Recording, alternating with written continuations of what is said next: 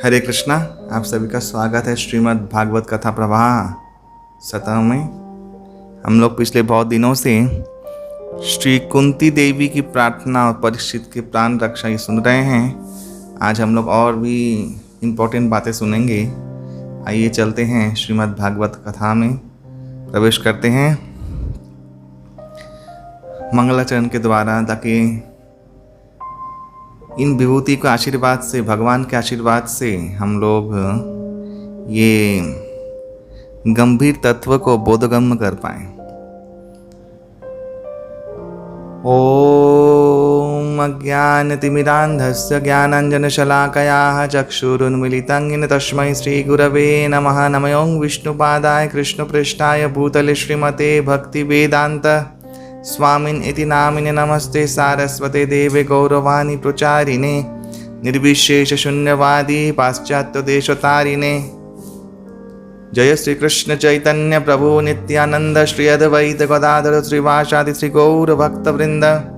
हरे कृष्ण कृष्ण कृष्ण हरे हरे, हरे राम राम राम हरे हरे।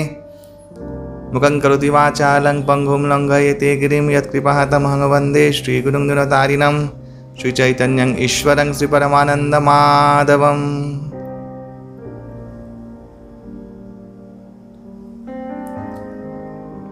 ओम नमो भगवते वासुदेवाय। ओम जन्मादियस्य यदहन्यादितरस्सर्तेषु विज्ञस्वराट् तेन ब्रह्मदिदजादिकवये मुह्यन्ति तत्सूरयः। तेजो वादी मृदां यथ विनिमयो यत्र सर्गं वृषाः धाम्ना स्वेन सदा निरस्तकुहकं सत्यं परम धीमहि। नारायणं नमस्कृत्यं नरं चैव नरोत्तमं देवीं सरस्वतीं व्यासं ततो जयमुदीरयेत्। नष्टप्रायेषु भद्रेषु नित्यं भागवत सेवया भगवती उत्तमश्लोके भक्तिर्भवति नैष्टिकी। नाम संकीर्तनं यस्य सर्वपापप्रणाशनं प्रणामो दुःखशमनस्तं नमामि हरिं परम्। हरि ओम तत्सत। भागवत को प्रणाम करेंगे। त्वमादिदेवं करुणानिधानं तमालवर्णं सुहितावतारम् अपार संसार समुद्र सेतुं भजामहे भागवत स्वरूपम्। ग्रंथराज श्रीमद् भागवतम की जय। जगत कृष्ण प्रभुपाद की जय। श्री गुरुदेव के पाद पंकज को स्मरण करते हुए तथा मेरे परम आराध्य परम गुरुदेव नितिल्ला प्रभु विष्णुपाद परमहंस परिव्राजक आचार्य अष्टोत्तर श्रीमद् अभय चरणारविंद कृष्ण कृपा श्रीमूर्ति भक्ति वेदांत स्वामी महाराज लीला प्रभुपाद जी के चरणों में अनंत कोटि शतकोटि श्रद्धा दंडवत प्रणाम ज्ञापन करते हुए मेरे इष्ट विग्रह को स्मरण करते हुए हम लोग कथा प्रवाह में प्रवेश कर रहे हैं। ये प्रवाह है, बहुत दिन से प्रवाह चल रहा है और तात्विक रूप से जो तथ्य हमारे सामने आ रहे हैं हम लोग उसको समझने का प्रयास कर रहे हैं। ये जो भी कुछ मेरे द्वारा समझाया जा रहा है ये गुरुजनों महाजनों की वाणी है जो मैं दोहरा रहा हूँ और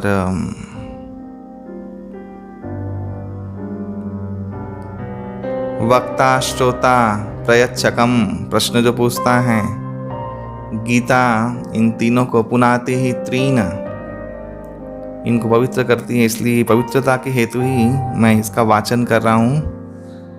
हरे कृष्णा। तो हम लोग बहुत दिनों से सुन रहे हैं कुंती महारानी की प्रार्थना। तो अभी तक कुंती महारानी ने त्वम अकिंचन गोचराम भगवान के बारे में कहा और नमो अकिंचन वित्ताय, अकिंचनों की संपत्ति आप हो। कुंती महारानी ने बहुत सुंदर इसका स्तुति किया भगवान के प्रति। आप अकिंचनों के वित्ताय, वित्ताय ने संपत्ति हो आप। आपके बिना उनका कोई आश्रय नहीं है, आपके बिना उनका कोई सहारा नहीं है। आप ही उनके जीवन के धन हो। सभी संत को, जो भी संत मार्ग में हैं, जो भी साधक गण हैं, एक ना एक दिन तो ऐसा मन बनाना ही पड़ता है कि प्रेम रत्न धन पायो, राम रत्न धन पायो। जैसे मीराबाई अपनी निधि को, अपने प्रेम भक्ति को राम रत्न धन के नाम से उद्घोष किया, जय घोष किया। ठीक ऐसे ही जब जीव का, जैसे लोभी पुरुष का भगवान के संसार में, संपत्ति में एक जैसा मनोनिवेश होकर उसका उस संपत्ति के प्रति अभिनिवेश होता है और वही उसका जीवन का धन बन जाता, निधि बन जाता है। ठीक ऐसे ही एक दिन तो भक्तों को, साधक गणों को इस स्तर पे आना है कि उनके निधि बन जाए भगवान, और कुछ नहीं, खाते पीते सोते और कुछ उनको सुधी ना रहे, सिर्फ कृष्ण कृष्ण राम राम इत्यादि ही इनके चरणों में बार बार नमस्कार प्रपत्ति इत्यादि द्वारा ही भगवान के प्रति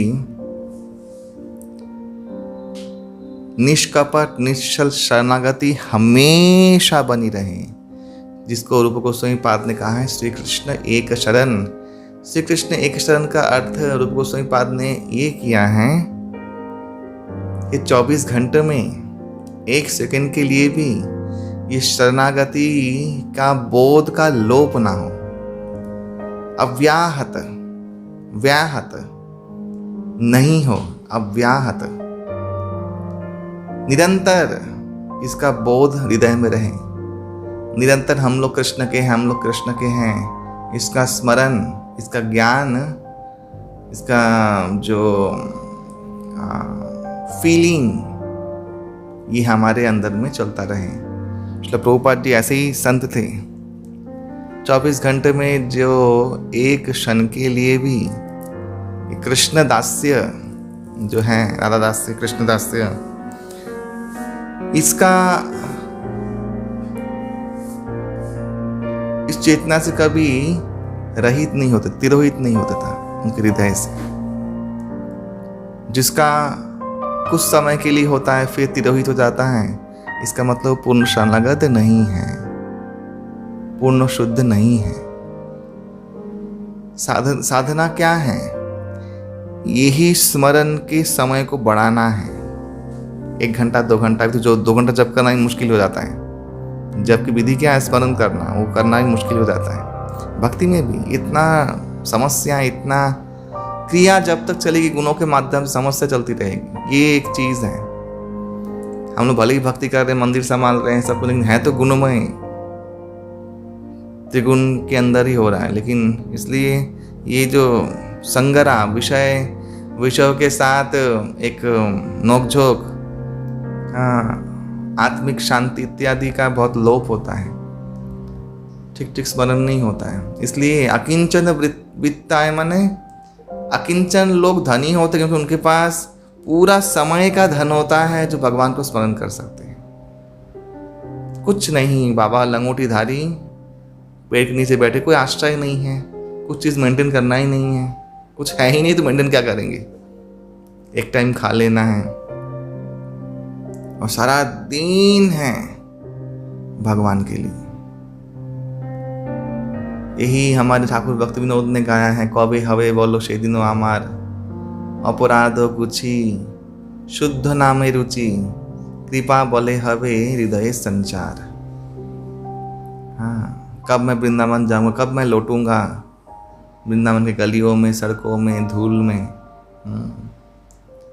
तो यही एक उच्च चेतना है। वैसे प्रभुपाद जी जैसे महान संत जो सिद्ध व्यक्ति हैं, वे लोग इस गुणों को भी भगवान की सेवा में लगा सकते हैं, उनकी शक्ति है। आजकल जो चल रहा है ना कि प्रचार करना है, प्रोपेगेंडा भक्तों में भी चल रहा है, प्रचार करना है। ये हमेशा याद रखिएगा, प्रचार तो कर रहे हैं, गुणों के साथ प्रचार कर रहे हैं, गुणों की चीज़ों के साथ प्रचार कर रहे हैं, अच्छी बात है। प्रभुपाद ने किया था कि प्रभुपाद सिद्ध थे, प्रभुपाद के गुणों का प्रभाव नहीं, त्रिगुणातीत स्तर पे थे। हम लोग अगर सावधानी से प्रचार नहीं करते हैं इन सब जो चीज़ें हैं ना, भौतिक चीज़ों को लेकर, अगर हम लोग भगवान के स्मरण करने को भूल जाते हैं, स्मरण भगवान का जो माने जो हृदय में जो एक भाव होना चाहिए वो भूल जाते हैं, तो आप देखिएगा आप आत्म शांति खो देंगे, आपका भक्ति से पूरा विरूप आपका आचरण चला जाएगा। क्योंकि ये आप काम कर रहे हैं कीचड़ लेके, भले ही सब चीज़ का भक्ति में उपयोग है, भले ही सेवा में सब कुछ लगा सकते हैं, लेकिन सेवा में लगा रहे हैं तो यही प्रश्न है। तो इसलिए सावधान, साधु लोग सावधान।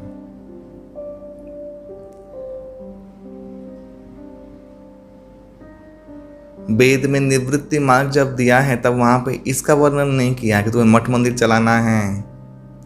और इस सुखदेव गोस्वामी ने कोई मठ मंदिर नहीं बनाया, प्रचार किया, भागवतम कथा किया, लेकिन मठ मंदिर बना के, फॉलोअर बना के। इसलिए महाप्रभु ने कहा है न धनम न जनम न कविताम्बा जगदीश काम है। धनम जन्म, जन्म यानी फॉलोअर्स, इसलिए महाप्रभु ने कहा है।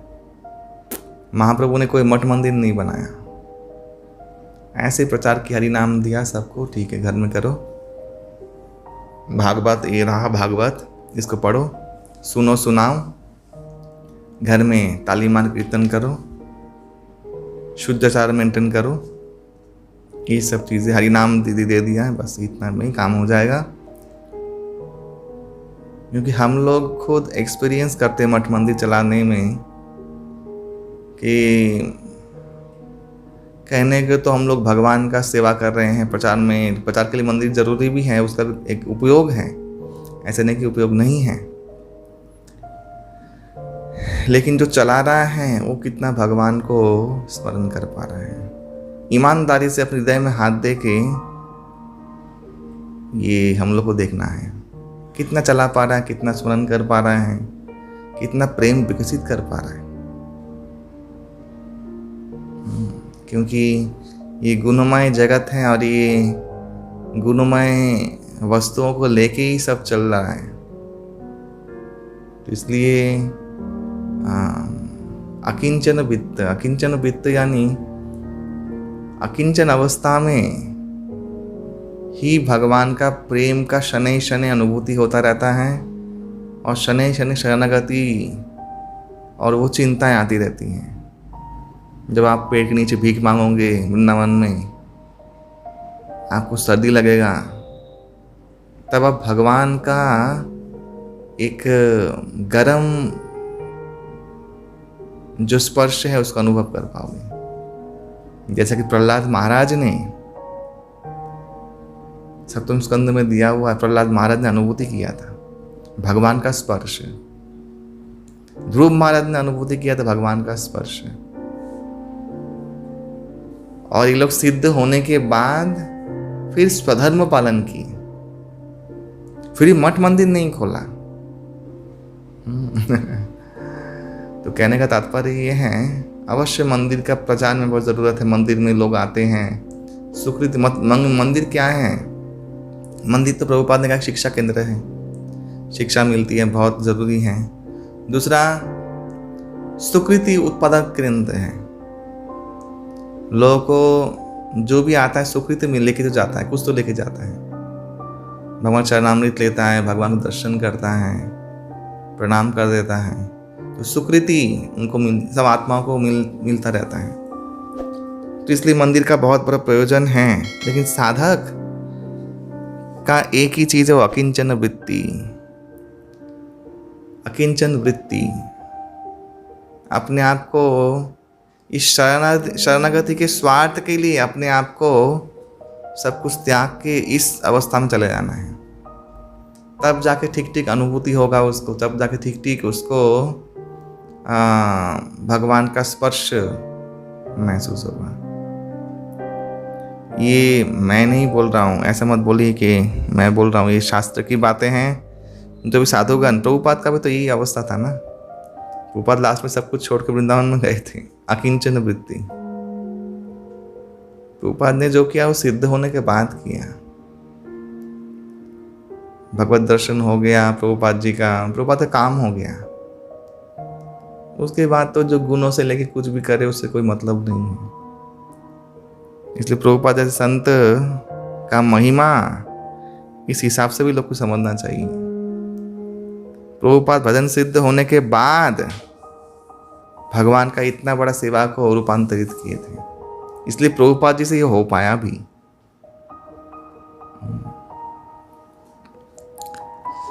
आगे और भी करते हैं 28 नंबर श्लोक में।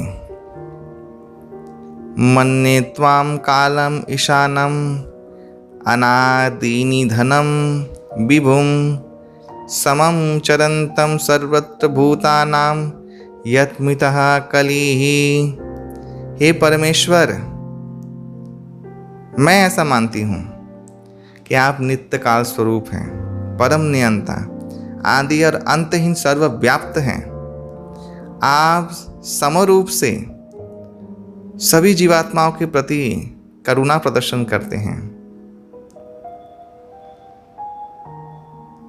नहीं तो समाज में क्या होता है, एक दूसरे के साथ संजोग के फलस्वरूप जीव के अंदर कलह सृष्टि होता है। सिर्फ कलिकाल में यही है, कलह। फिर बोलती हैं, ये जो है तो समझाना कुछ है नहीं, तो एडजेक्टिव वाचक है। न वेद कश्चित् भगवन् चिकीर्षितं तव इह मानस्य नृणां विडम्बनं न जस्य कश्चित् दयितः अस्ति कर्हिचित् द्वेष्य च जस्मिन् विषमामतिः नृणाम्। हे परमेश्वर, आपका अपराकृत लीला कोई समझ नहीं पाएगा। जो ऐसे दृष्टि में, माने खाली दृष्टि में, साधारण मनुष्य कार्यकलाप जैसे हैं, इसलिए विभ्रांतिजनक है। आपका लीला जब करते तो विभ्रांत हो जाते लोग समझ साधारण मनुष्य ही हैं। इसलिए भगवान कहा जोग माया समावृता, भगवान गीता में कहा है, मेरा मनुष्य शरीर तो जो जानता है कि मनुष्य नहीं हूँ, मेरा जन्म कर्म दिव्य है और मैं योग व माया समावृत होकर ये लीला करता हूँ, वो मुक्त हो जाएगा। आपका विशेष कृपा का पात्र भी कोई नहीं है और आपका द्वेष का पात्र भी विशेष कोई नहीं है। यानी किसी के ऊपर आप कृपा और द्वेष, ऐसा कोई पक्षपात नहीं है आपके अंदर। मनुष्य केवल अज्ञातवश ऐसा समझता है कि आप पक्षपात करते हो। तो ये दो जो श्लोक बोला इस संदर्भ में, एक चीज मैं कहना चाहूँगा वो ये है कि एक उदाहरण आचार्य लोग देते हैं बहुत सुंदर, कि नैसर्गिक उदाहरण है। जैसे गाय का बछड़ा होता है, एक गाभीन अपने बछड़े को जन्म देती है। अगर जो वो पीछे मुड़ के देखती हैं,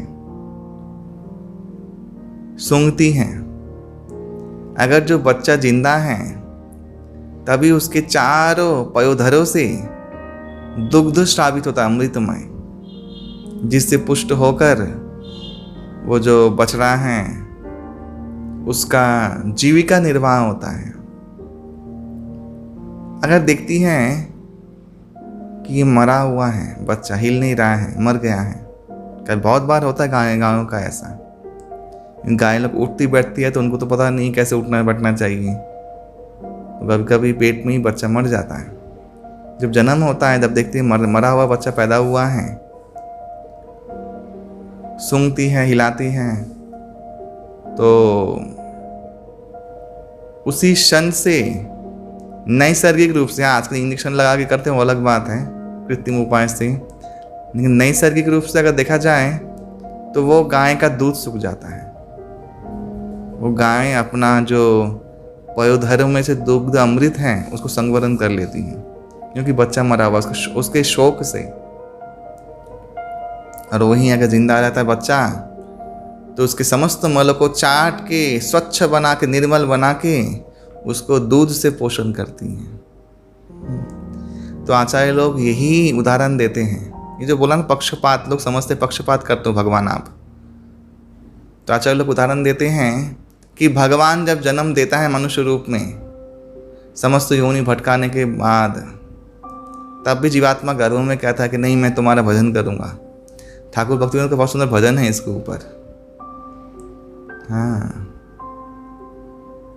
कि आपको मैं भूल गया भगवान, कुमार अवस्था गया, यौवन में मैं स्त्री लोलुप हो गया, और जब बुढ़ापा आया तो अब मैं शोकमग्न हूँ, समय कम है, कांदिया कातर अति, भूलिया तुम्हारे संसारे आशिया, पेना ना विधो था। ये वाला भजन कि भूल के तुमको संसार में आके, मैंने गर्भ में वचन दिया था, उसमें है गाने में, मैं तुम्हारा भजन करूँगा, लेकिन मैं तुम्हें भूल गया। और ऐसे बचपन में खेल कूद में बिता दिया, थोड़ा सा कुमार अवस्था आया तो पढ़ाई किया, यौवन अवस्था आया तो शादी वादी इत्यादि किया, फिर बुढ़ापा आ गया, अभी समय चला गया, रेत की जैसे समय गिरता रहता है, चला जाता है। और अभी देखो कांदिया कातर रहती है, वार्धक एखोनो भक्ति विनोदो कांदिया कातरती, कि वार्धक के एखन है, अभी बुढ़ापा आ गया है, भक्ति विनोद कांदिया कातर, बहुत रो रो के कातर हो जा रहा है, क्या होगा कि अभी हमारी गति, मेरी गति क्या होगा, डर रहा है अभी। यही हम लोग का जीवन है। जब बुढ़ापा तक बीत जाता है तब हम लोग शोक मग्न हो जाते हैं, पुरानी चीज़ों को सोचते हैं कि अरे ये नहीं हुआ, उस समय ये करता तो। और अब जब उम्र बढ़ता है तो कितने साथी संगी छूट जाते हैं, सब मर जाते हैं बहुत लोग। वो देखते रहता है अरे ये मर गया, अरे फलाना मर गया, अरे वो मर गया, डरता रहता है और मेरा नंबर लगने वाला है। फिर शोक करता है, जैसे अपने अगर कोई पति पत्नी हो, बूढ़े बुढ़िया हो जाए, पत्नी मर गई या पति मर गया, तो वो शोक करते पति कहाँ चला गया, मेरी संगी कहाँ चली गई, मेरी संगिनी कहाँ चली गई, मेरा संग कहाँ चला गया, कहाँ ढूंढोगे अभी 84 लाख में, कहाँ चला गया वो आत्मा, कहाँ गई अभी। यही वास्तविक सत्य है, सबको अकेले जाना है। कुछ दिन का नाटक किया है, सिर्फ ये सब झमेला जुटाया है। इसलिए साधु लोग बहुत चालाक हैं। साधु लोग पहले ही अपना स्पिरिचुअल रिलेटिव बना लेते हैं, आध्यात्मिक स्वजन बना लेते हैं। किसको बनाते हैं? भगवान शंकर, माता कात्यायनी को, मेरे माता पिता हैं, मरने के बाद तो ये लोग रहेंगे, उनके प्रति आसक्ति जन्माता है। हनुमान जी हमारे बड़े भाई, नारद मुनि हमारे आश्रम के बड़े भाई, सुदर्शन जी बड़े भाई, वृंदा देवी दीदी, ऐसे करके अपना एक परिवार तैयार करके रखता है। और जो शाश्वत परिवार है, संतगण सब माने बड़ा परिवार, आध्यात्मिक जगत में सुख ही सुख है। सच में मरने के बाद वो पता चलता है। जिसने ईमानदारी से भजन किया है ना, ऐसे करके, उसका तो लॉटरी लगने वाला है मरने के बाद। सोचिए, ये जो परिवार नश्वर परिवार है, जो कभी तृप्त नहीं हुआ, उसके लिए हम लोग शोक करते हैं, कहाँ चली गई, मर गई, फिर कब मिलेंगे। कोई शोक करके मर जाता है, मेरी बीवी मर गई, हाँ मेरी बीवी मर गई, मेरी पत्नी मर गई, उसके आंचल के नीचे कितना सुख मिलता था मुझे मर गई, चली गई, वो तो गई, वो तो गई। अभी आप अपना देखो, कहाँ ढूंढोगे उसको, उसकी आत्मा कहाँ है, ढूंढ के कोई निकाल पाएगा? आज तक कोई निकाल पाया है? सब संग छूट जाएगा। साधु लोग बहुत चालाक हैं। साधु लोग पहले से रिलेटिव तैयार रखते हैं। आत्मीय स्वजन, हनुमान जी बड़े भैया, नारद जी, ये ऋषिगण, हमारे गुरुवर्गगण। तो इसलिए इनसे नाता जोड़िए। अभी से रामायण पढ़िए, रामचरितमानस पढ़िए, भागवतम पढ़िए। ये समस्त विभूति के लोग अब अद्यपि शाश्वत रूप से है। भगवान के भक्त का कोई नाश नहीं होता है ना, वो लोग हमेशा शाश्वत रूप से रहते हैं। तो इनसे इस जो भागवतम में भक्तों चरित्र क्यों दिया हुआ है? इतने जो कुंती महारानी पढ़ रहे हैं हम लोग, भीष्म आएगा, प्रहलाद महाराज का है, क्यों दिया हुआ है? इनसे संबंध जोड़िए। ये आपके परलौकिक आत्मस्वजन है, याद रखिएगा। इनसे रिलेशन अगर जोड़ेंगे तो आप कभी भय नहीं लगेगा कि आप मरने के बाद अकेले हो जाओगे। अरे यम देवता महाभागवत है, उनको वही हमारे भैया बन जाएंगे, और किसकी बात है? तो ऐसा गोटी फिट कर लीजिए जीवित रहते। अपना मानिए इन लोगों को। परिवार को भाड़ में जाए, परिवार भाड़ में जाए ऐसा मत, मैंने जो बोला इसकी ऐसा अर्थ मत लीजिएगा। मैंने उसमें से आसक्ति हटा लीजिएगा। बुद्धिमान व्यक्ति वही करता है। और इनमें आसक्ति लीजिए, साधुओं में। इसलिए तो भगवान माने कपिल देव कहते प्रसंगम अजरम। हाँ, आश्रमात्मना कवयो विदु स्वयं साधुषो कृतो हाँ मोक्ष द्वारम अपावृतम। वही ममता जो है ना, वो आप साधु के प्रति कीजिए तो मोक्ष का द्वार खुल जाएगा। क्यों खुल जाता है? क्योंकि वो लोग तो शाश्वत परिवार के सदस्य हैं, अविनाशी परिवार के सदस्य हैं, विनाशी परिवार के सदस्य नहीं हैं। इसलिए उनके साथ संबंध जोड़ लीजिए जीवित रहते। तुलसी महारानी को बहन बनाइए, दीदी बनाइए। हाँ, और अपना मानिए। माता सरस्वती, माता लक्ष्मी, क्यों ये सब करना जरूरी है? ये बहुत सुंदर परिवार हम लोग को भगवान ने दिया है। भूदेवी सब अपना है, गंगा देवी, इनको अपना मानिए, इनको अपनी माँ, अपना परिजन मानिए। मान के देखिए क्या होता है। आप कभी भी अकेले नहीं रहेंगे, कभी भी नहीं। आपको अकेलापन महसूस ही नहीं होगा। साधु लोग निर्जन वदन करते हैं। लोग समझते अरे देखो अकेला क्या, अरे वो सुख में है, आपसे कहीं ज़्यादा सुख में है। आप परिवार लेके फंसे हो, फंसा हुआ नहीं, वो आनंद में है। भूदेवी लाड लगा रही है उसको। समस्त जो विभूतिगण हैं उसको लाड लगा रहे हैं। ऐसे तो कितना मैंने साधुओं का ये सुना है, हनुमान जी के खाना दे दे रहे उसको। कितना साधु का सुना है मैंने। हाँ, बद्रीनाथ में एक नेपाली माता जी रहती थी, बहुत बड़ी भक्त। अरे गरुड़ जी दवाई करने के लिए आते थे उसका अकेली। सत्य घटना, अभी की घटना है। उनका देह त्याग हुआ कुछ सालों पहले। नेपाली एक माता जी थी जो बद्रीनाथ में आके बस गई थी। एक छोटा सा कुटिया था, बस उसमें बस गई थी और भगवान से लाट लगाती थी, बद्री नारायण भगवान से। वो माता जी ऐसी थी कि जब भगवान नीचे उतर के आ जाते थे ना, आप जानते हैं भगवान नीचे उतर के आ जाते हैं ठंड में, जोशीमठ में रहते हैं दोनों ही, बाबा और बाबा का फ्रेंड। तब भी वो बर्फ के समय, जब बर्फ गिरता तब भी वहीं पे रहती थी, उतर के नहीं आती थी। वो धाम नहीं छोड़ती थी, बद्रीनाथ धाम। उस समय नारद मुनि, गरुड़ जी उनका सेवा करते थे आके। ये उनके अविनाशी परिवार हैं। तो ये सब बात असत्य नहीं है जो मैं कह रहा हूँ, एकदम सत्य बात है। आप इन लोगों से संबंध बनाइए। ये बहुत ऊंचा बात आप लोग जानकर शास्त्रों में कहा, साधु लोग ने किया है। भगवान शंकर को अपना पिता मानिए, माँ पार्वती को अपनी माँ मानिए। माता पिता यही हैं जगत की। ऐसे करके बना के चलिए, देखिए फिर आपको बनने का कोई डर नहीं लगेगा। ये लोग तो हैं आपको रिसीव करने के लिए। हाँ, गरुड़ जी को भाई बनाइए, सुदर्शन महाराज जी को भाई बनाइए, वृंदा महारानी को दीदी या बहन बनाइए। देखिए कितने सुंदर परिवार हो गया। किसी को मामा काका बना लीजिए। हाँ, क्योंकि ये लोग तो संसारी व्यक्ति नहीं है कि आपको आपने माना और आपको धोखा दे देंगे, ऐसा कोई नहीं है। तो महान भक्त हैं भगवान के। जो आप मानोगे आपको वैसा ही व्यवहार लोग देंगे। हाँ, गरुड़ जी सेवा कर रहे हैं, बताओ उन माता जी का। अयोध्या में एक माता जी थी, बहुत सिद्धियां, भगवान राम को अपना बेटा मानती थी।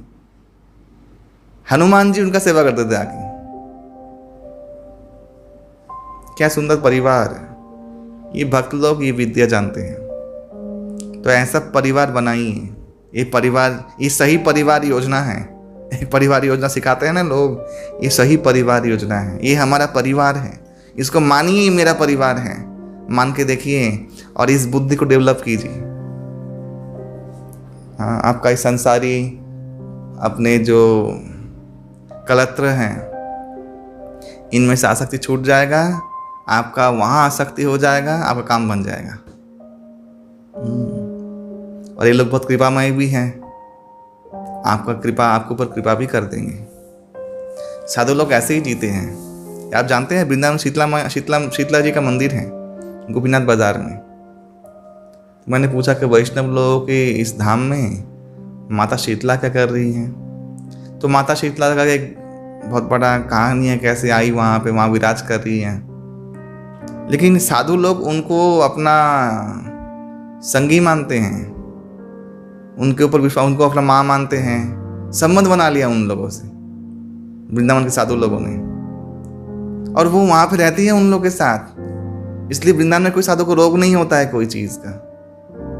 वो रोग की तो देवी है ना, उनको रोग नहीं देती है, और समस्त चीज़ उनको सरलता से प्राप्त हो जाती। संबंध बना लिया है, गोपेश्वर महादेव संबंध बना लिया है, कात्यायनी माता से संबंध बना लिया है सब लोगों ने वहाँ रह के। इसलिए वो लोग भी वृंदावन छोड़ के जाते नहीं कभी भी कहीं पर भी, और ये लोग भी वहाँ पे रहते हैं। हाँ, तो ये महिमा है। आध्यात्मिक जीवन ऐसे जीना चाहिए। तो आप लोग कभी डर नहीं। तो जो मैं बोल रहा था कि भगवान इसलिए पक्षपात नहीं करते हैं, भगवान का भी यही नेचर है। भगवान जब देखते हैं कि मेरा भजन करेगा बोल के आया और देखो मेरा भजन नहीं कर रहा है, तो भगवान अपने कृपा का जो दूध है उसको संवरण कर लेते हैं। भगवान देखते तो मरा हुआ है, जो विषयी व्यक्ति है वो मरा हुआ माना गया है। इस रामायण में, रामचरितमानस में बहुत सुंदर दिया गया है। ये बोल रहे हैं तुलसीदास जी, 14 व्यक्ति का नाम दिया है कि जो मरे हुए हैं, जीवित मृत है।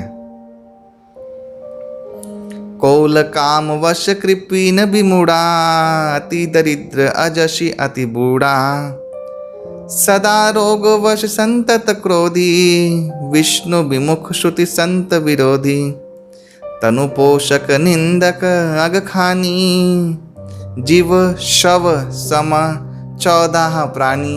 ऐसा कह दिया। कौल यानी वाम मार्गी, तांत्रिक इत्यादि, इसे कौल कहा गया है। ये तांत्रिक जो मैली विद्या करते हैं, ये लोग मृत हैं। ये लोग घोर मनहूस व्यक्ति हैं। इनका मुंह दर्शन करना नहीं चाहिए। इनको दर्शन करके जाता अशुभ हो जाता है। ये पहला नंबर। ये वाम मार्गी या मरे हुए हैं, इनका कर्मवाद विश्वास नहीं हुआ। भगवान ने दंड दिया है प्रारब्ध में, प्रारब्ध रूप से, उसका विश्वास नहीं हुआ, इसलिए ये लोग अपवित्र माने गए हैं।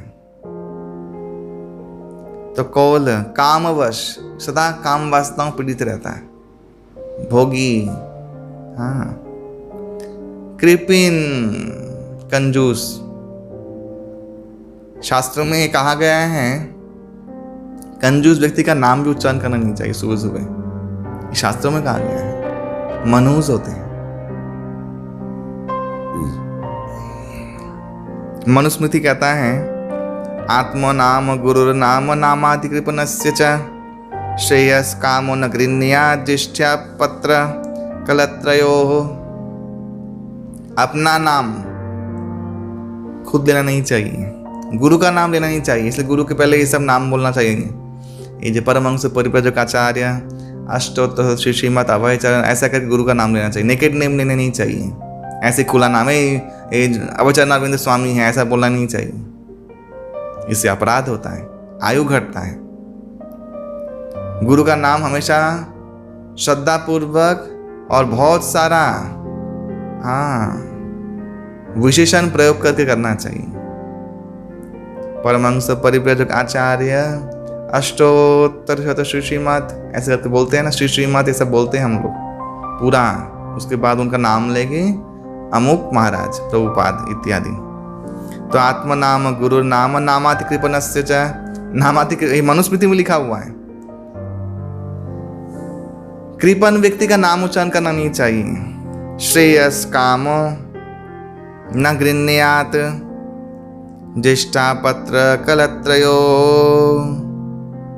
अगर आपको श्रेय की प्राप्ति करनी है तो अपने बड़े पुत्र का नाम लेना नहीं चाहिए, पति पत्नी का और पत्नी पति का नाम लेना नहीं चाहिए। ऐसे चलेंगे तो श्रेय प्राप्त होगा। शास्त्र में लिखा हुआ है, मनुस्मृति में, जो वेद के समान प्रमाणिक है। तो इसलिए कृपिन मरा हुआ व्यक्ति है, कंजूस जो है वैसे मरा हुआ है। विमूढ़ा, इसका मूढ़ मति है, तमोगुनी बुद्धि, भैंस का दूध पी पी बुद्धि भैंस जैसा हो गया है, वो मरा हुआ व्यक्ति। उसको उसके आगे भैंस से आगे बिन बताना बोलते ना, उसके आगे वही शास्त्र ज्ञान दोगे कुछ समझ में नहीं आएगा उसको। अति दरिद्र, बहुत दरिद्र व्यक्ति, वो खाने ढूंढेगा, वो उसको उपदेश ज्ञान कभी काम में नहीं आएगा। बहुत दरिद्र व्यक्ति। अजशी, जिसका सूर्य कमजोर है, जिसका यश ही नहीं है, जहां जाएगा वहां सब काम बिगाड़ देगा। दुर्भाग्यवान, ये लोग मरे हुए हैं, ये लोग, इनकी आत्मा मर चुकी है। अति बूढ़ा, बहुत वृद्ध व्यक्ति, वो भी किसी काम का नहीं। उस समय भक्ति कहाँ से होगी? जिन्हें 3 काल भक्ति नहीं किया, बूढ़ा में जाके भक्ति कैसे कर लेगा? नहीं हो सकता। सदा रोगवश संतता क्रोधी, और जो हमेशा रोग में रहता है वो क्या भजन करेगा, क्या सुनेगा, समझ में ही नहीं आएगा, वो मरा हुआ ही है ऑलरेडी। और जो बहुत क्रोधी स्वभाव के होते हैं, सांप के जैसा, वो भी मरे हुए माने गए हैं। क्योंकि भक्ति सेवा ये विनीत विनम्र भाव से शुरू होता है। इसलिए उसके अंदर शरणागति का जो सिस्टम है वो प्रवेश ही नहीं करेगा, क्योंकि उसका अहंकार जो है क्रोधवश उसमें बाधा देगा, दरवाजा बंद करके रखा है उसके अंदर प्रवेश नहीं होगा। संतत क्रोध ही विष्णु विमुख, भगवान के विमुख व्यक्ति मरा हुआ है। श्रुति संत विरोधी, जो शास्त्र और संत विरोधी है, मरा हुआ व्यक्ति है। तनु पोषक, जो सिर्फ सारा दिन सुबह उठने से लेकर रात को सोने तक खाने के लिए ही सोचता है। तन को कैसे सजावे, तन को कैसे खाना दे, तन के लिए ही सोचता है। जॉगिंग करता रहता है, तन के बारे में सोचता है, वो मरा हुआ व्यक्ति है। कोई भजन नहीं, उसको विश्वास ही नहीं होगा, सब वो सुनेगा ही नहीं। निंदक, कामी है निंदा करना, अगखानी, बहुत पापी। ये 14 व्यक्ति को मरा हुआ माना गया है। इसलिए इनके ऊपर भगवान कृपा हो ही नहीं सकता, क्योंकि वैसे ही गाय ने दूध सुखा लिया ना मरा हुआ बच्चा देख के, तो जब देखा ये 14 में से कोई लोग हैं तो भगवान कृपा सुखा लेते हैं। इनके ऊपर कृपा नहीं होगा। ये रामचरितमानस में लिखा हुआ है, पढ़ के देख लीजिए। इन 14 व्यक्ति के ऊपर कृपा कभी नहीं हो सकता भगवान। इसलिए लोग सोचते हैं पक्षपात है कि यार मेरे साथ ऐसा हुआ, आप इन 14 व्यक्ति में से एक हैं, तभी आपके ऊपर कृपा का दुग्ध वर्षा नहीं हुआ। आपको सब कुछ कर दे लोग आगे, आप किसी के लिए कुछ ना करो, ये आपका मेंटेलिटी है। इसलिए यहाँ पे अति दरिद्र जो बोला गया, अति दरिद्र माने बहुत दरिद्र, ऐसा भी नहीं। सुदामा दरिद्र थे, बहुत दरिद्र थे। यहाँ पे अति दरिद्र माने क्या? स्वभाव दरिद्र, चेतना में दरिद्रता है, अभाव का स्वभाव बना के रखा है। बहुत ही तुच्छ विचार है, बहुत ही क्या बोलते हैं, संकुचित विचार है। बोलते हैं हृदय बड़ा नहीं है। भक्ति तो उल्टा है, भक्ति उदार हृदय, हृदय बहुत छोटा है, इसे बोलते अति दरिद्रता। बहुत पैसा है, विलास व्यसन में खर्चा कर देगा, सेवा में नहीं देगा। ये अति दरिद्र का लक्षण है। इसलिए ये सब मरे हुए लोग हैं। ये लोग जस्ट वेट कर रहे हैं कब शरीर छूटे, उसके बाद तो इनका गति भयानक होने वाला है। इसलिए शास्त्र में कहा गया है कि अश्रद्धावान व्यक्ति को भगवान के हरि नाम की महिमा सुनाना नहीं चाहिए। वो अश्रद्धावान कौन है? ये 14 लोग हैं। इन लोगों के ऊपर हरि नाम के महिमा या भगवत महिमा सुनाने जाओगे, भगवान प्रसाद देंगे, कुछ नहीं होगा, कुछ भी नहीं होगा। बहुत लोग, हम लोग कहते हैं आप गांव में जाइए, गांव में प्रचार, बहुत अच्छे तमोगुनी लोग होते गांव के लोग, आदिवासी तमोगुनी बुद्धि होते, जो बोला है ना बिमूढ़ा, हाँ तमोगुण से बुद्धि भरा हुआ है। आप लोग गरीबों को नहीं, गरीबों का बात नहीं है, बात गरीब बड़े लोग की बात नहीं है। कितने गरीब लोग भक्ति भी कर रहे हैं। नामट्ट देखिए बंगाल में जाके, सब गरीब लोग ही हैं। लेकिन मैक्सिमम आप देखिएगा ये शांवताल इत्यादि जो भी ट्राइबल्स इत्यादि लोग होते हैं, तमोगुनी बुद्धि होता है इन लोग का, समझ ही नहीं पाएंगे ये सब चीजें। आचार आचरण सब तमोगुनी होता है, छोटा बुद्धि, बहुत छोटा बुद्धि। और भक्ति करेंगे भी, अगर कर भी ले तो भी भक्ति में शरणागति तक तो पहुंच ही नहीं पाएंगे, माने इस जन्म में संभव नहीं होगा। तो इसलिए यहां पे जो बोला पक्षपात, तो भगवान पक्षपाती नहीं है। हम लोग मरे हैं बोल के, हम लोग का आत्मा मर चुकी है, इसलिए भगवान और कृपा नहीं देते। उनकी कृपा से उनको समझा जा सकता है, शास्त्र कहता है। तो भगवान कृपा नहीं दे रहे, उनकी कृपा से ही उनको समझ सकते हैं, वो बुद्धि हम लोग को नहीं दे रहे हैं। क्यों? क्योंकि हम लोग इन 14 व्यक्ति में से एक व्यक्ति हैं।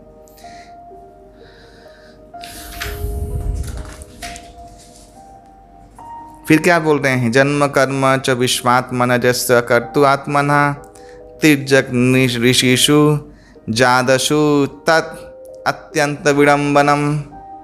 हे विश्वात्मा, तुम प्राकृत कर्म रहित होने के बाद भी कर्म करते हो, तुम प्राकृतिक जन्म रहित होने के बाद भी, सकल के परमात्मा होने के बाद भी जन्म ग्रहण करते हो, तुम पशु मनुष्य ऋषि जलचर कुल में अवतरण करते हो। ये सब बहुत विमोहित करने वाला है। हाँ, ये सब कुछ विमोहित करने वाला है। भगवान का जन्म जो है ये मायावादी लोग समझ नहीं पाते हैं। इसलिए लोग बोलते हैं कि जो अवतार हुआ था ना, माया की वजह से, माया का शरीर धारण किया था पर ब्रह्म ने। नहीं, भगवान ने गीता में कह दिया योग माया सवामृता और जन्म कर्म च मे दिव्यम जो वेति तत्वतः त्यक्त देह पुनर्जन्म नैति समामेति पांडव अर्जुन। हाँ,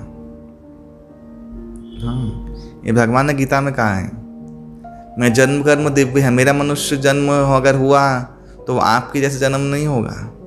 मैं खुद जानता हूँ मैं जन्म ले रहा हूँ। आप जानते हो आप जन्म ले रहे हो कहाँ पे चूज करते हो माता पिता? आप जानते हो? नहीं, भगवान करते हैं। इसलिए भगवान का दिव्य जन्म होता है। इसलिए ये बोल रही है, देखिए कुंती महारानी बोल रही है कि लोग विमोहित कर देता है आपका लीला, आज जब अवतार ग्रहण करते हो समझ नहीं पाते, लोग नास्तिक बन जाते हैं। इसलिए लोग मायावाद का आश्रय लेते, तब ज्ञान तत्व का, वो अखिल ब्रह्मांड ब्रह्म शक्ति को वो लोग भगवान मानते हैं, आपको नहीं, क्योंकि आपकी लीला विमोहितकारी है। क्यों विमोहितकारी है? इसी 14 लोगों की वजह से। जो कृपा, जो मरे हुए पैदा हुए हैं ना, जीवित ही मरे हुए पैदा हुए हैं, वो लोग समझ नहीं पा रहे हैं क्या चल रहा है। तो उन लोगों ने क्या किया? शॉर्टकट ले लिया, चलो वो एक ज्योति है, वो एक ज्योति वही सब कुछ है। समझ नहीं पा रहे हैं, तो समझने के लिए बुद्धि होना चाहिए ना, वैसा आचरण होना चाहिए, सत्वगुण होना चाहिए, बहुत कुछ होना चाहिए। ज्ञान अगर हो तो सत्वगुण की आवश्यकता है, सत्वगुण नहीं है जीवन में तो कहाँ से समझ में आएगा लीलाएं। तो इसलिए बहुत भाग्यवान है वो व्यक्ति जो लीला समझ रहा है, सुन रहा है, भगवान की भक्ति में आया है। सोचिए वो कितना भाग्यवान व्यक्ति है। इसलिए भगवान ने गीता में ऐसे ही नहीं कहा है स महात्मा सुदुर्लभ, दुर्लभ में भी बहुत दुर्लभ, जो मेरे जन्म कर्म इत्यादि को दिव्य जानता है, मैं क्यों अवतार ले रहा हूँ, मेरे अवतार के कारण को जानता है, ऐसे मनुष्य बहुत दुर्लभ है। इसे महात्मा कहते हैं इन लोगों को।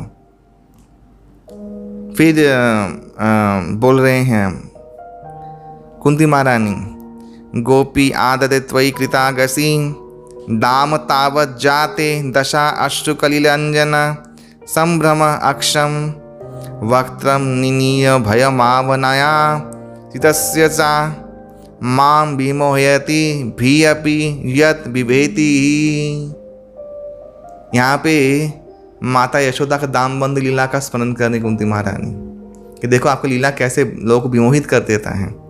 हे कृष्ण, दही की हांडी भंग करने के बाद ये जो गोपी माता यशोदा ने तुम्हें बांध लिया था और रस्सी को ग्रहण किया तुम्हें बांधने के लिए, और तुम्हारे नयन से अश्रु की धारा प्लावित हो रही थी। तुम्हारा नयन का अंजन जो विधौत हो गया था, धो के निकल गया था, काला काला हो गया था मुंह, अंजन निकल रहा है धो धो के। स्वयं भय के लिए भी जो भय स्वरूप आप हो, आप भयभीत हो गए भक्त के लांछन से या भक्त के उलाहना से। ये अवस्था आज भी मेरे लिए विमोहित करे। कुंती महारानी बोल रही हैं, जब मैं सोचती हूँ कि आप जो अर्जुन को विश्वरूप दिखाए हो, वो व्यक्ति यशोदा माता के सामने विवश होकर रो रहा है, भयभीत हो रहा है। ये देखकर मैं आज कुंती महारानी स्वीकार कर रही कि मैं अभी भी विमोहित हूं कि वो आप ही थे ना। तो यह है भगवान की लीला। इसलिए सोचिए, गुरुजन ना रहे, आचार्यगण ना रहे, प्रेमी रसिकगण ना रहे, तो लीला भला हम लोग कौन समझाए? कैसे समझ सकते हैं हम लोग अपने आप ही? नहीं समझ सकते। इसलिए साधु है बोल के भगवान की लीला का प्रचलन हो रहा है। साधु लोग नहीं रहेंगे तो ये लीला भी बंद हो जाएगा। लीला सुनते सुनते लीला प्रवेश होता है। एक्चुअली यही शास्त्र सुनने का फल है। जो व्यक्ति भुक्ति कामी है, भोगी है, वो शास्त्र सुनते सुनते मुक्त हो जाएगा, भोग से, भोग की वासना से मुक्त हो जाएगा। जो मुक्ति अगर शास्त्र सुनेगा, भागवत सुनेगा, मुक्ति कामी या मुमुक्षुर व्यक्ति, वो मुक्त हो जाएगा। और मुक्त जो व्यक्ति है, जो मुक्त हो गया है, वो भागवत सुनेगा तो लीला में प्रवेश हो जाएगा उसका। ये भागवत सुनने का क्रम है। सुनीते सुनीते है कृष्ण दृढ़ निश्चय, सुनते सुनते शनै शनै। इसलिए भागवत कथा सुनते सुनते लीला में प्रवेश हो जाता है। आप भोग को त्याग के मुक्त होते हो, मुमुक्षुर कामी होते हो, मुमुक्षुर कामी होकर मुक्त होते हो।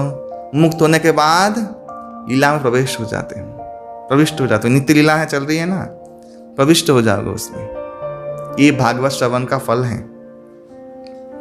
इसलिए देखिए क्या बोल रही है कुंती महारानी कि मैं भी विमोहित हूँ आपका लीला देख के। जब मनुष्य रूप में लीला करते हो ना, समझना बहुत कठिन है। आचार्य लोग ना समझाए तो समझना बहुत कठिन है। प्रभुपाद जैसे संत लोग आके ऐसा तात्पर्य ना लिखे, पढ़ के समझना कठिन हो जाता है लोग। इसलिए भारतवर्षों में मैक्सिमम लोग मायावादी हैं। मैक्सिमम लोग उपनिषद पढ़ते हैं क्योंकि वहाँ लीला नहीं है ना, कुछ भी नहीं है, वही भरत ब्रह्म है, वही सबको बनाता है। ये सब बहुत इजी ज्ञान है। लीला जहाँ पे शुरू हो जाएगी वहाँ पे सब व्याख्या शुरू हो जाएगी, वो समझ में आएगा नहीं। अरे भगवान होके रो रहे हैं, अरे भगवान को बांध दिया माता यशोदा ने। तो ये सब भगवान का इसलिए स्वरूप जानना, भगवान का सारूप्य और साकार स्वरूप के प्रति भक्ति करना इसलिए ही आसान नहीं है। लोग विश्वास करते करते बहुत जन्म बीत जाता है कि हाँ ये भगवान ही थे, और यही साकार स्वरूप ही नित्य स्वरूप है भगवान का। ये विश्वास करते करते जीवन भी जब बीत जाता है, बहुत जन्म के बाद ही विश्वास होता है कि जन्म कर्म च मैं दिव्य, मैं जन्म कर्म दिव्य है। अर्जुन को बोल रहे हैं भगवान गीता में। बहुत जन्म के बाद लोग को विश्वास होता है कि मैं सबका परमेश्वर, एकमात्र परमेश्वर हूँ। नहीं तो ये देवी देवता पूछते रह जाते हैं सब लोग। समझ में ही नहीं आता कि मेन भगवान कौन है, और कृष्ण ही भगवान है। ये विश्वास होते होते बहुत जन्म बीत जाता है, करोड़ों साल बीतते हैं, लोग कर्मकांड करके तो वो गणपति के भक्त बनते हैं। बहुत जन्म गणपति के भक्त होके बिताने के बाद वे सूर्य के भक्त बनते हैं। बहुत जन्म सूर्य भक्ति करने के बाद वे लोग दुर्गा की भक्ति करते हैं। बहुत जन्म देवी की भक्ति करने के बाद वे लोग भगवान शिव का भक्ति करते हैं। बहुत जन्म भगवान शिव की भक्ति करने के बाद वो लोग निष्कर्ष में आता है कि नहीं, कृष्णस्तु भगवान स्वयं, भगवान श्री हरि परमेश्वर भगवान है, उनके भक्ति करते आते हैं। इसलिए जो वैष्णव लोग हैं वो लोग बहुत जन्म शिव भक्ति किए हैं ऐसा माना जाता है, तब जाके वो लोग वैष्णव पद में अधिष्ठित हुए हैं। ये ब्रह्मवत पुराण में लिखा हुआ है, ये मनगढ़ंत हिसाब नहीं है। इतने जन्मों के बाद ये लोग भगवान को जान पाते हैं कि भगवान सब कारण के कारण है। ईश्वर परम कृष्ण सच्चिदानंद विग्रह अनादिरादिर्गुण सर्व कारण कारणम, ये जान पाते हैं। इसलिए ब्रह्मा जैसे व्यक्ति इसका स्तुति कर रहे हैं। और कुंती महारानी ये वाला बात बोल रही हैं, केचित आहु अजम जातम पुण्य श्लोकस्य कीर्तये यदो प्रियस्य अन्नवाय मलयस्य इव चंदनम। कोई कोई बोलता है आप पुण्यवान राजाओं को महिमान्वित करने के लिए आप अज होकर भी जन्म ग्रहण किए हो। पुण्यवान राजा कौन है? पांडव लोग। कोई कोई बोलता है तो तुम्हारा प्रिय भक्त, अन्नतम प्रिय भक्त यदु के आनंद विधान के लिए तुम यदुकुल में जन्म रहित होने के बाद भी यदुवंश में जन्म ग्रहण किए हो। यदु थे भगवान के भक्त थे, यदुकुल में भगवान आए। जाति के 5 पुत्र यदु, पुरु, तुर्वसु, अनु, ध्रुयु। जदु थे, पुरु थे, पुरु वंश में ये लोग आए। ये जो कुरु वंश पुरु वंश एक ही है, ये पांडव लोग। और वृष्णि वंश जदुवंश में, चंद्रवंश में भगवान खुद आए। मलय पर्वत का यश वृद्धि के लिए जैसे चंदन वृक्ष का जन्म होता है, ठीक तुम महाराज यदु के वंश में जन्म करो उनका यश वृद्धि करने के लिए। क्या उदाहरण दिया है। मलय चंदन को बहुत उच्च कोटि का माना जाता है। अपरे वसुदेवस् देवक्यांग याचितः अव्यागत अज त्वम अस्य क्षेमाय बधाय च सुरद्विषाम। कोई कोई बोलता है वसुदेव देवकी तुम्हारे पास प्रार्थना किए थे, इसलिए तुम उनके पुत्र रूप जन्म ग्रहण किए हो। निस्संदेह तुम प्राकृतिक जन्म ग्रहण रहित हो, तथापि आप मंगल साधन के लिए देव विद्वेषी असुर को संहार करने के लिए जन्म ग्रहण किए हो। भारावतारा तारनाय अन्ये भुवनाव इव उदौ सृजन्ता भूरि भारेण जातः हि आत्मभूमा अर्तितः। फिर और कोई बोलता है कि समुद्र के अंदर जैसे नौका चलती हैं, ठीक ऐसे ही पृथ्वी का भूदेवी का अति भार में भाराक्रांत होकर दारुण रूप से पीड़ित होकर तुम्हारे पुत्र ब्रह्मा के पास जाके प्रार्थना किया था, इसलिए तुम उनका भार हरण करने के लिए अवतीर्ण हुए।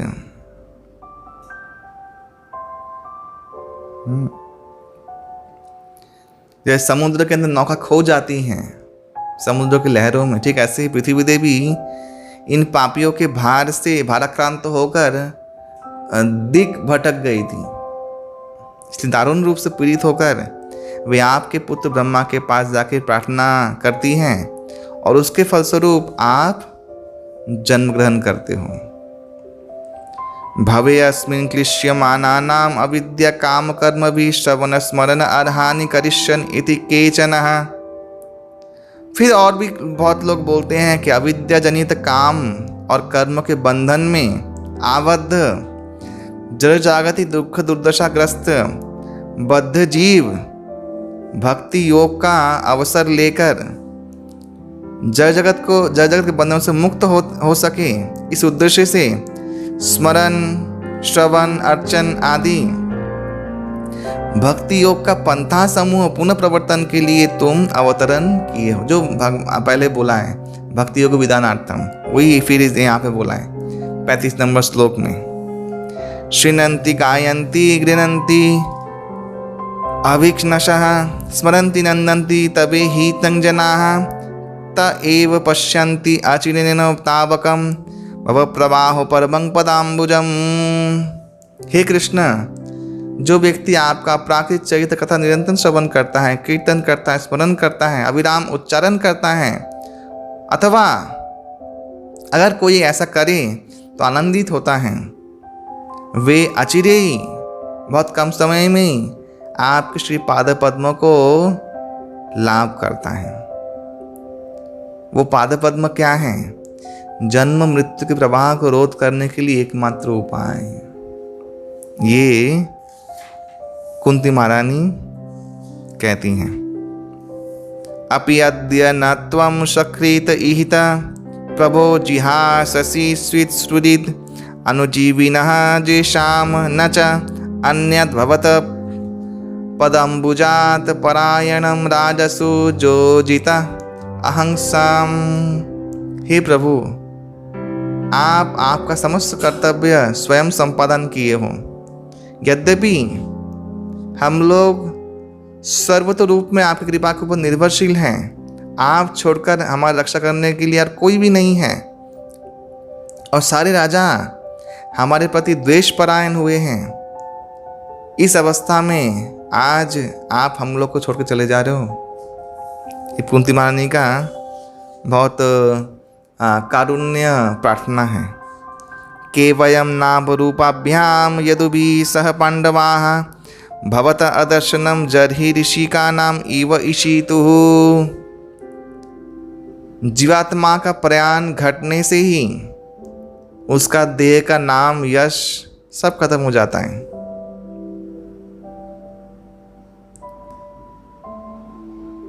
इसलिए अगर तुम हम लोग को छोड़ चले जाओगे, तुम हम लोग को नहीं देखोगे, तो पांडवों के साथ हमारा समस्त यश कीर्ति सब नष्ट हो जाएगा। क्या सुंदर बोल रही हैं। नायम शोभिष्यते तत्र यथा इदानीं गदाधरत्वत् पदै अंकिताः भाति स्वलक्षणः विलक्षितै। हे गदाधर कृष्ण, हम लोग के राज्य अभी आपके चरण कमलों के सुलक्षण युक्त चिन्हों के द्वारा अंकित होकर शोभायमान हो रहा है, लेकिन आप चले जाने के बाद ये शोभा और नहीं रहेगी। इमजन पदा स्मृद्धा सुपक्क औषधि विरुधा वन अद्रि नदी उदन्वतः हीरन्ति तव विकसिताः। ये जो जनपद हैं सर्वत्र रूप में समृद्ध हुए हैं, कारण क्योंकि इसमें बहुत परिमाण में, बहुत मात्रा में अनाज औषधि ये सब उत्पन्न हो रहा है। वृक्ष समूह जो वृक्ष हैं वो सब परिपक्व फल और फूल दे रहे हैं। नदी प्रवाहित हो रहा है। जो पर्वतमालाएं हैं वो रत्न धातु में पूर्ण हैं, और समुद्र अपना रत्न पूर्ण रूप से दे रहा है उजागर करके।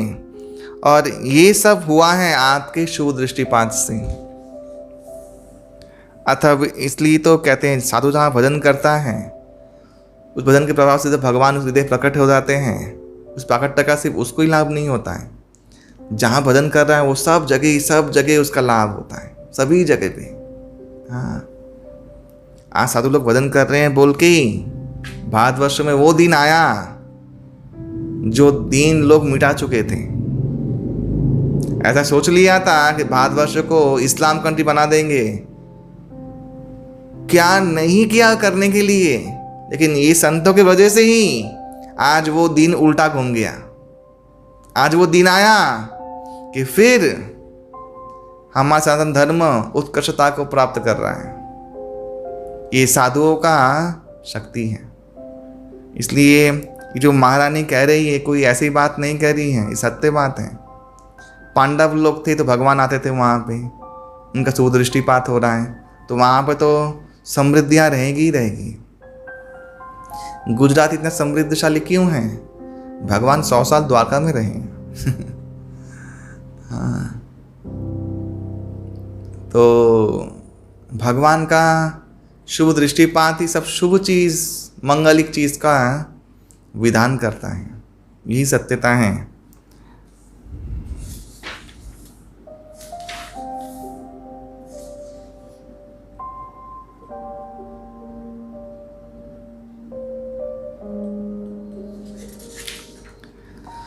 फिर माता जी कह रही हैं, कुंती महारानी, त्वयि में अनन्य विषया मति ही मधुपते असकृत रतिम उद्वहात अंधा अब्धा गंगा इव ओघम उदन्नति ही।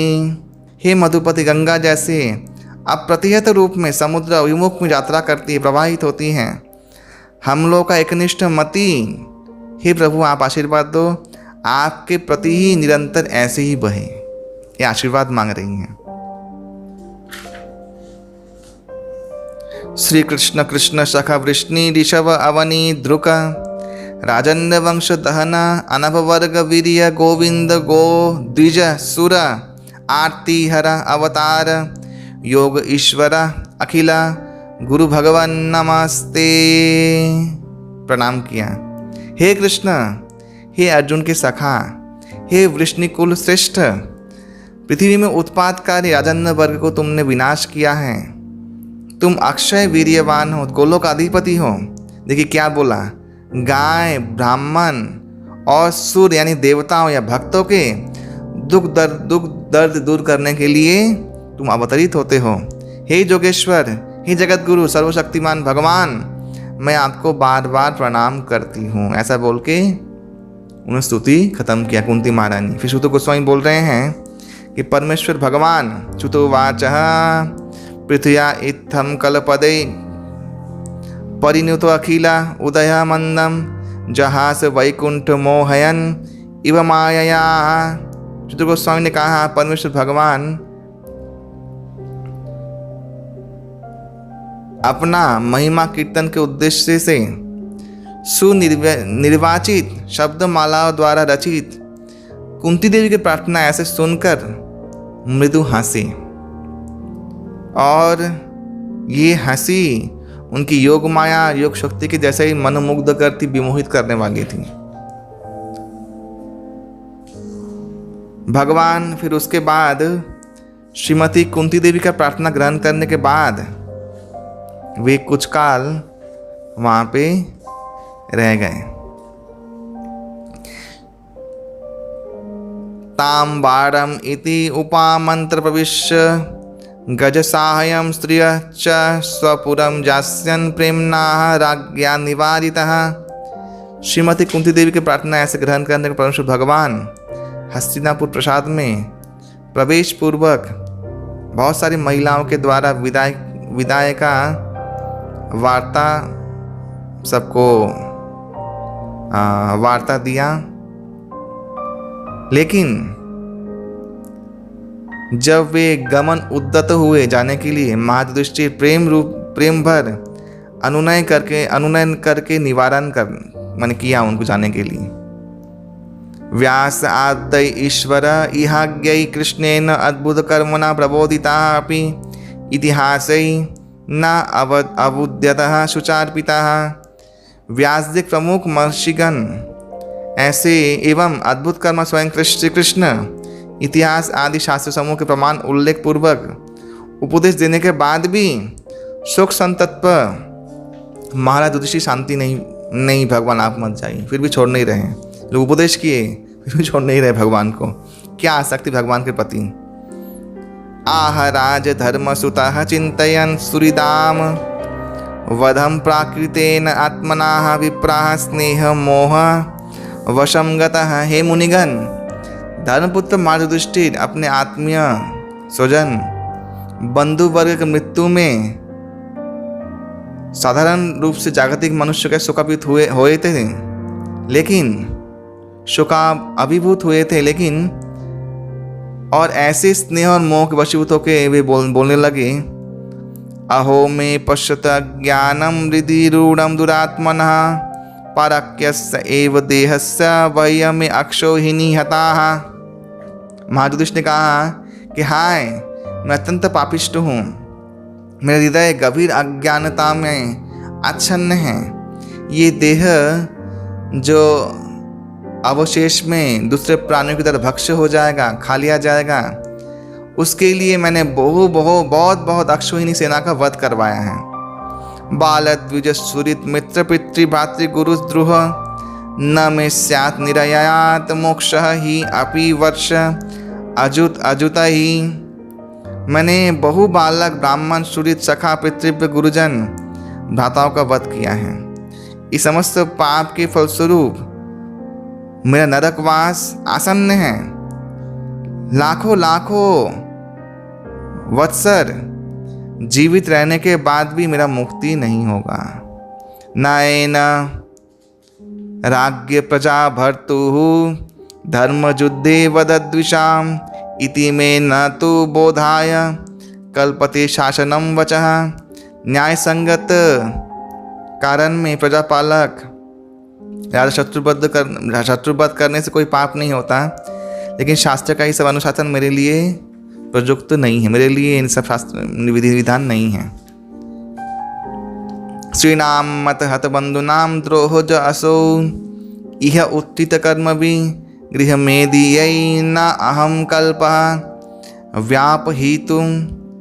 मैंने बहुत स्त्रीलोक का बहुपति बांधव को वध किया है, इसलिए मैं इतना शत्रुता का सृष्टि किया है कि जगत कल्याण के साधन के लिए वे सब बाधाएं बन के मेरे सामने आएगी, इसलिए वो संभव नहीं होगा कि मैं उनका जगत कल्याण करूं।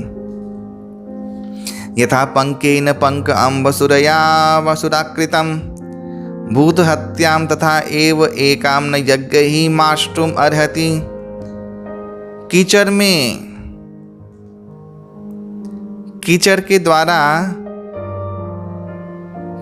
में जल परिष्कृत यानी साफ किया नहीं जा सकता। शराब के द्वारा जो शराब रखते हैं जिस पात्र में, वो पात्र साफ किया नहीं जा सकता। ठीक ऐसे ही यज्ञ में पशुवध करने से नरहत्या जनित पाप को कोई रोध नहीं कर सकता। कितना बड़ा विज्ञान दिया है। और ये क्या कि युधिष्ठिर महाराज ने विराम लिया। यहाँ पे कहा गया है कि कुंती की प्रार्थना छोड़ के भगवान को उस दिन रोके, कुछ दिन और भी रोके, उसके बाद भी फिर वो चले गए भगवान। और ऐसा महाराज युधिष्ठिर ने प्रार्थना किया। तो ये जो 8वां अध्याय है ये यहाँ पे ख़त्म होता है। नेक्स्ट वीक हम लोग इसके बाद 9वां अध्याय में प्रवेश करेंगे।